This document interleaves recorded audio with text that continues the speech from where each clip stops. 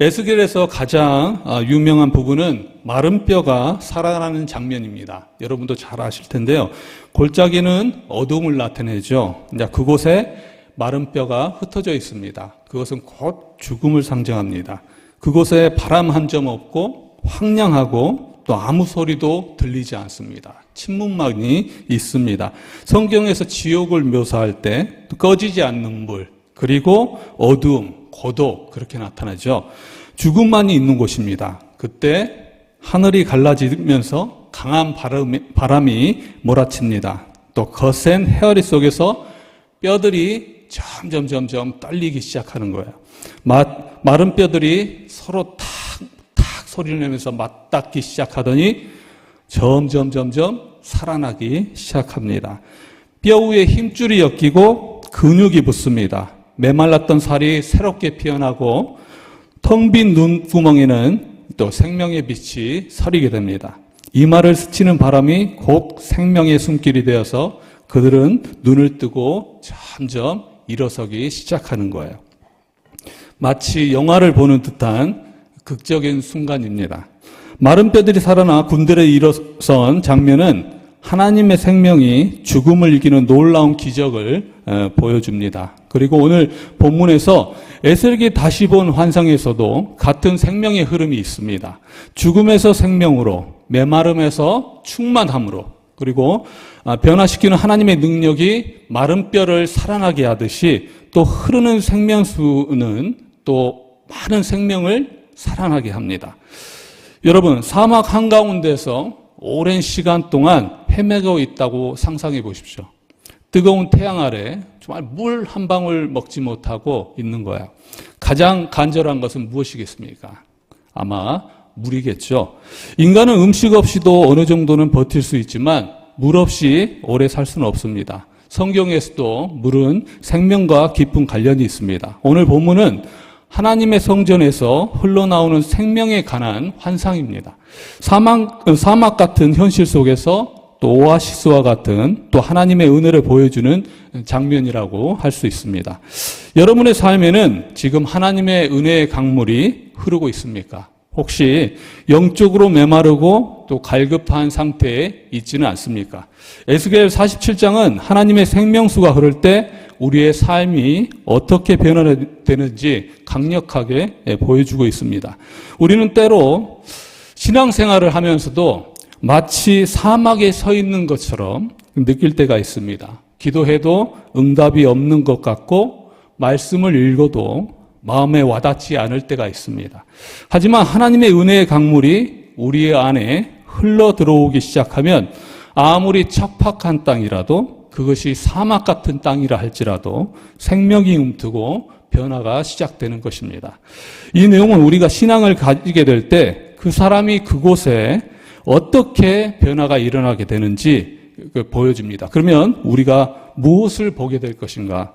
첫 번째는 성전에 흐르는 생명의 물을 보게 됩니다. 오늘 말씀에서 에스겔 47장 1절을 보면 하나님의 성전 문 지방에서 물이 흘러나오고 있습니다. 그가 나를 데리고 성전 문에 이르시니 성전의 앞면이 동쪽을 향하였는데 그 문 지방 밑에서 물이 나와 동쪽으로 흐르다가 성전 오른쪽 제단 남쪽으로 흘러내리더라. 이것은 무엇을 의미하는 것일까요? 성전에서 흘러나오는 물은 하나님께서 주시는 은혜와 생명을 의미합니다.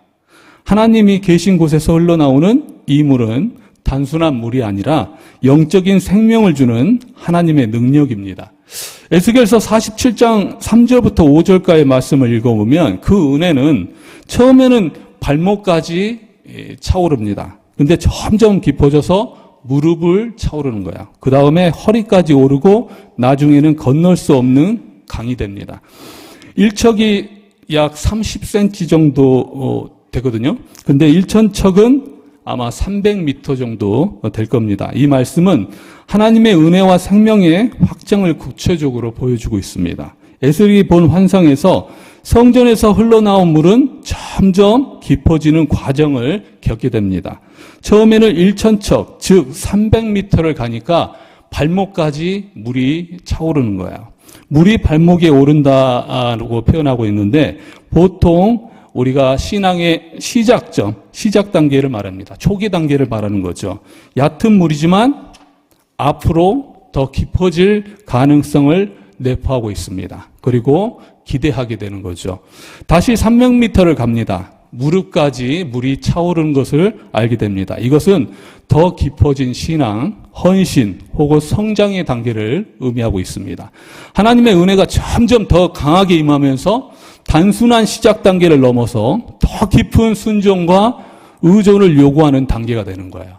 그리고 무릎까지 차오른 물은 단순히 발을 걸을 수 있는 수준을 넘어서 몸을 더 맡겨야 하는 상태가 됩니다. 점점 자신의 힘이 들어가게 되는 거죠. 이는 신앙의 깊이가 증가하고 하나님과의 관계가 더욱 성숙해지는 것을 나타냅니다. 또 300m를 지나가게 되니까 이제는 물이 허리까지 차오르게 되는 거예요. 마음대로 움직이기 어려운 것처럼 신앙이 우리의 삶을 통제하는 단계를 거치게 됩니다. 그리고 마지막으로 또 300m를 더 가니까 물이 강이 되어서 도저히 건너지 못할 정도로 깊어지기 시작합니다. 5절의 말씀에서 보면 다시 천척을 측량하시니 물이 내가 건너지 못할 강이 된지라. 그 물이 가득하여 헤엄칠 만한 물이요 사람이 능히 건너지 못할 강이더라. 하나님의 은혜와 능력이 넘쳐 흐르는 상태가 된다는 것입니다.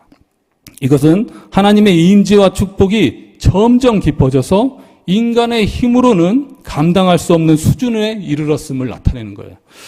처음에는 발목, 그 다음에 무릎, 허리를 차오르던 물이 이제는 완전히 잠기게 되어서 스스로 통제할 수 없는 단계에 이르게 되는 것입니다.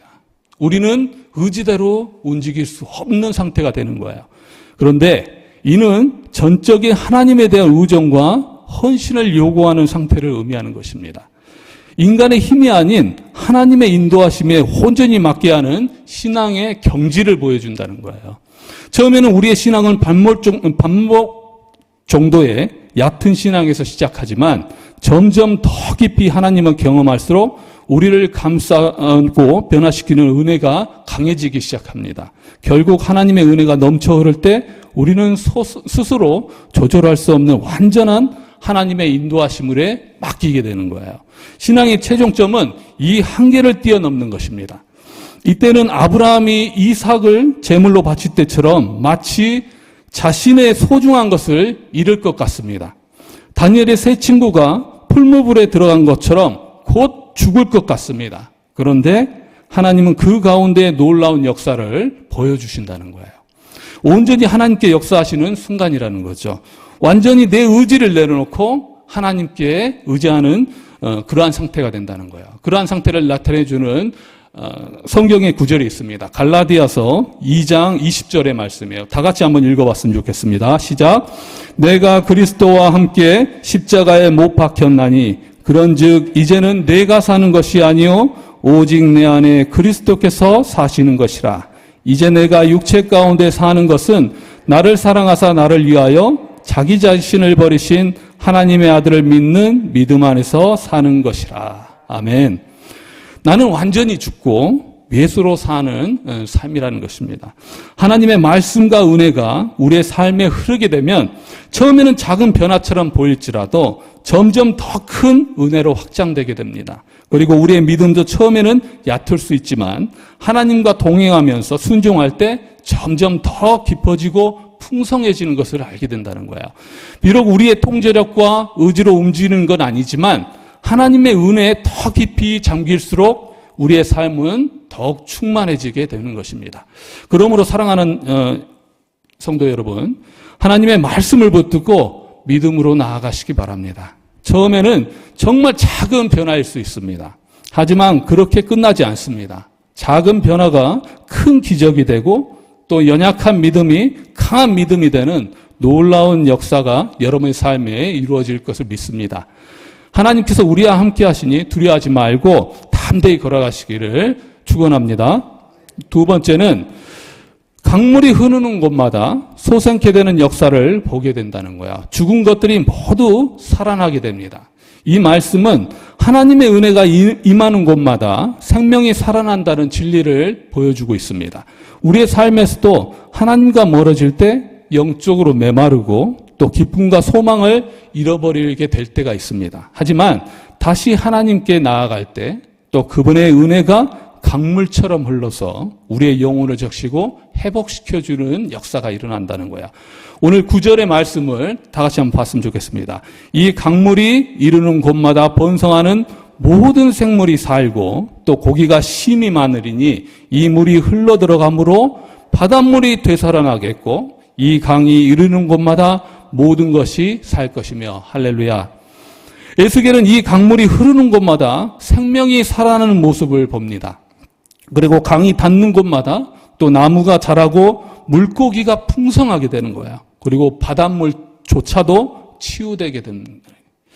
이는 하나님의 은혜가 임하는 곳에 회복과 치유가 일어난다는 사실을 보여주고 있습니다. 아무리 메마르고 황폐한 땅이라 할지라도 하나님의 생명의 강물이 흐르게 되면 다시 살아나게 되는 거예요. 죽은 것처럼 보이는 심령도 또 하나님의 은혜가 부어지게 되면 다시 회복되게 되고 새 힘을 얻게 되는 거예요. 그래서 우리는 어려운 일이 있을 때 그리고 더욱더 힘들어질 때 하나님께 나아가야 된다는 거예요. 그래야지 살 수 있다는 것입니다. 혹시 여러분의 삶에 영적인 메마름이 있습니까? 기쁨이 사라지고 믿음이 약해졌습니까? 기도해도 응답이 없는 것처럼 느껴집니까? 하나님의 관계가 멀어진 것 같습니까? 해답은 하나님의 생명의 강물에 있다는 것입니다. 하나님께 나아가서 또 그분의 은혜를 구할 때 우리의 심령은 다시 솟게 되는 역사가 일어난다는 거예요. 말씀을 읽고 또 기도하면서 또 하나님께 가까이 할 때 또 생명의 강이 흐르는 우리의 영혼을 적셔 주시고 또 회복시켜주는 역사를 우리는 경험하게 된다는 것입니다. 우리를 살리고 또 우리 가정을 살리고 우리 공동체를 살리고 우리나라를 살리는 길은 오직 하나님의 강물의 은혜를 받는 것입니다. 그 강물은 죽은 것도 다시 살리는 능력이 있다는 거예요. 그러므로 우리의 영혼이 마르고 힘들 때 하나님의 생명의 강물로 나아가서 다시 소생하는 은혜를 누리시길 바라겠습니다. 이 말씀은 예수님이 오셔서 생수를 주신다는 요한복음 7장 38절의 말씀과 연결되고 있습니다. 나를 믿는 자는 성경의 이름과 같이 그 배에서 생수의 강이 흘러나오리라 하시니. 그 생수의 강은 어떤 일을 행합니까? 오늘 7절의 말씀을 한번 보겠습니다. 내가 돌아가니 강 좌우편에 나무가 심이 많더라. 강가 주변에 사막이 아니라 나무가 풍성하게 자라고 있는 거야. 그 나무마다 열매를 맺고 있는 것입니다. 마른 뼈에 생기가 들어가듯이 사막과 같은 삶에 활기가 넘쳐나기 시작하는 거예요. 8절을 보면 에스겔이 본 강물은 사이로 흘러들어가면서 놀라운 변화를 일으키고 있습니다.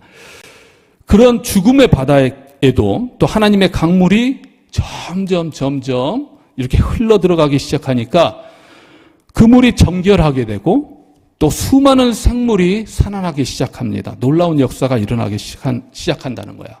죽은 바닷물조차도 이 강을 만나면 소생케 되는 역사가 일어난다는 것입니다. 이는 우리의 신앙이 아무리 메마르고 희망이 없어 보여도 하나님이 개입하시면 새 생명을 얻을 수 있음을 의미하고 있습니다.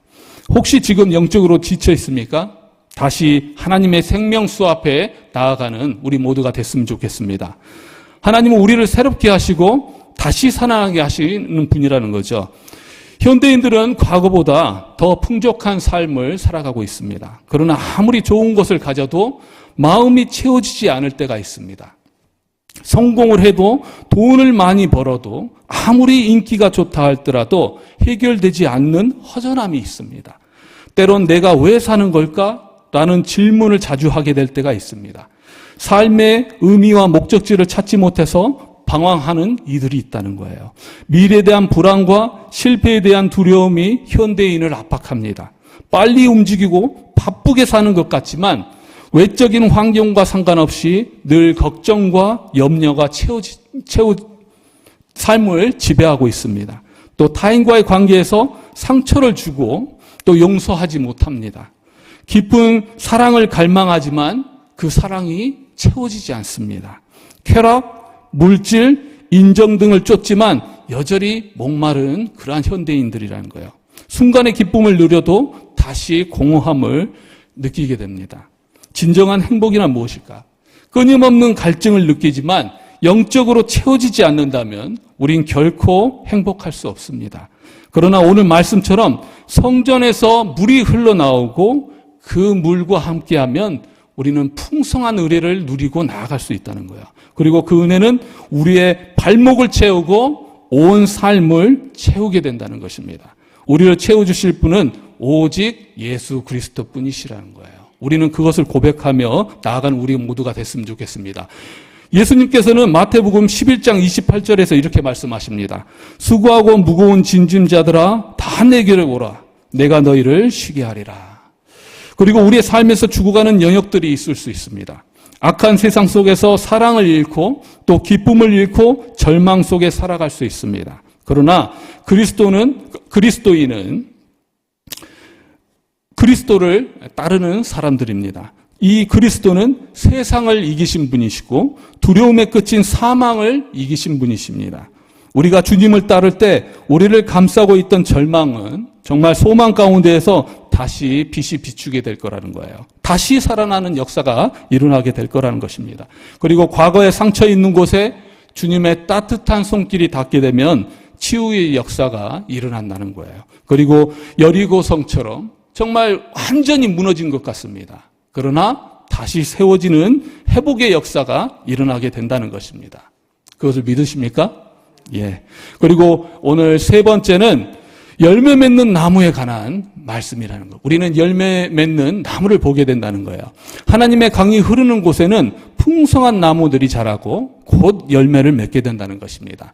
하나님에게 은혜 받은 사람들은 자신의 삶만 변화되는 것이 아니라 거기서 끝나는 것이 아니라 다른 사람들에게 그리고 공동체에 아주 선한 영향력을 미치고 또한 열매를 맺게 된다는 것입니다. 오늘 12절의 말씀을 보면 강 좌우가에는 각종 먹을 과실나무가 자라서 그 잎이 시들지 아니하며 열매가 끊이지 아니하고 달마다 새 열매를 맺으리니 그 물이 성소를 통하여 나옴이라. 그 열매는 먹을만 하고 그 잎사귀는 약재료가 되리라.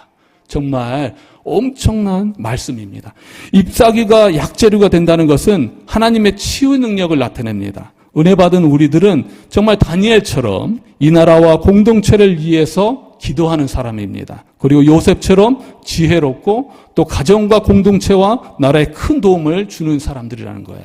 무엇보다 사도 바울처럼 복음의 능력을 깊이 체험한 사람들이고 그 복음으로 인해서 날마다 새롭게 되는 사람들이고 또 사랑과 희망을 전하는 사람들이라는 거예요. 우리는 어둠 속에서도 빛을 비춰주는 사람들이고 절망 속에서도 소망을 말하는 사람들이라는 것입니다.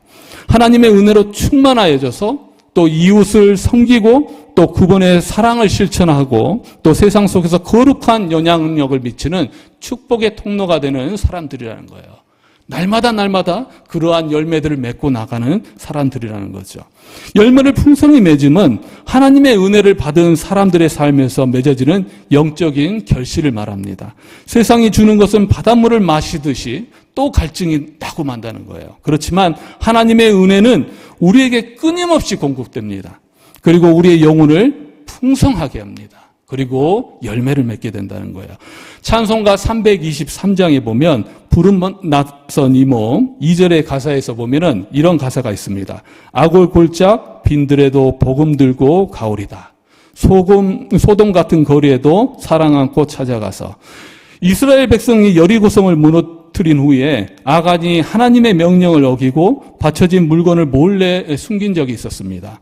그 죄로 인해서 이스라엘은 작은 성 아이성 전투에서 패배하고 말았습니다. 하나님께서 죄를 밝히셨고 아간과 그의 가족들을 돌로 쳐 죽임을 당하게 되었습니다. 그것을 아골골짝이라고 불리게 되었다는 거예요. 그것은 죄로 인해서 정말 시체가 뒹구는 죽음의 장소였습니다. 그런데 호세아 2장 15절의 말씀에 보면 이런 말씀이 있습니다. 거기서 비로소 그의 포도원을 그에게 주고 아골골짜기로 소망의 문을 삼아주리니. 하나님께서 개입하시면 아골골짜기가 소망의 문이 된다는 거예요. 이것이 바로 성전에서 흘러나온 강의 능력이라는 것입니다. 우리가 죄로 인해서 정말 어둡고 비참하고 또한 절망 가운데 죽음의 땅으로 변해버린 정말 하골 골짜기를 하나님께서는 소망의 문으로 바꾸시는 것이 하나님의 은혜라는 거예요.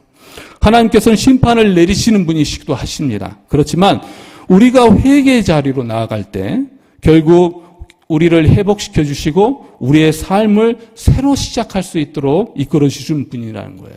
그리고 오늘 찬송가 323장처럼 그런 어두운 골짜기에 빛과 소망을 전하는 그러한 분이시라는 것입니다. 사랑하는 여러분, 여러분은 하나님의 은혜를 받은 자로서 또 다른 이들에게 생명을 또 나누어 주고 있습니까? 우리가 기억해야 할 일은 우리가 받은 사랑과 은혜를 좀 나눌 수 있는 그러한 사람이 되어야 된다는 거예요. 그리고 더 큰 축복은 하나님께서 그러한 모습을 보이는 사람들에게 주신다는 것입니다. 죽어가는 많은 사람들에게 생명을 줍시다. 그리고 그 열매를 먹을 만하고 그 잎사귀는 약조가 되리라는 이 말씀을 모두 기억하는 오늘이 됐으면 좋겠습니다. 오늘 말씀을 정리하고자 합니다. 오늘 말씀을 통해서 세 가지를 기억했으면 좋겠습니다. 하나님의 은혜는 점진적으로 깊어지게 됩니다. 그리고 하나는 하나님의 생명수는 회복과 치유를 가져옵니다. 그리고 하나님의 은혜를 받은 자들은 꼭 열매를 맺는 삶을 살아가게 됩니다. 오늘 이 말씀을 통해서 우리의 신앙을 점검해 봤으면 좋겠습니다. 여러분의 삶에 또 하나님의 생명의 강이 흐르고 있는지, 그리고 혹시 아직까지 발목에 이른 것은 아닌지, 혹시 죽어가는 영역이 있는 것은 아닌지, 혹시 받은 은혜를 흘려보내지 않고 붙잡고 있는 것은 아닌지 생각해보는 오늘 이 시간이 됐으면 좋겠습니다. 하나님의 은혜는 점점 더 깊어지고 그 생명수는 회복과 치유를 이루고 그 은혜를 받은 자는 반드시 열매 맺는 삶을 살아갑니다. 만약 메마르고 답답한 심령이 있다면 다시 하나님 앞에 나아가시기 바랍니다. 하나님의 은혜가 여러분의 영혼을 적시고 여러분을 통해서 또 많은 사람들에게 흘러가기를 축복합니다. 요한복음 4장 14절의 말씀을 다 같이 한번 읽어봤으면 좋겠습니다. 시작. 내가 주는 물을 마시는 자는 영원히 목마르지 아니하리니 내가 주는 물은 그 속에서 영생하수도 솟아나는 생물이 되리라. 아멘. 우리도 하나님의 생명수가 넘쳐 흐르는 삶을 살아가시기 바랍니다. 그 강물이 우리의 영혼을 새롭게 하고 또 상처를 치유하며 세상을 변화시키는 축복의 통로가 되기를 바랍니다. 이 강은 멈추지 않고 흘러갈 것입니다.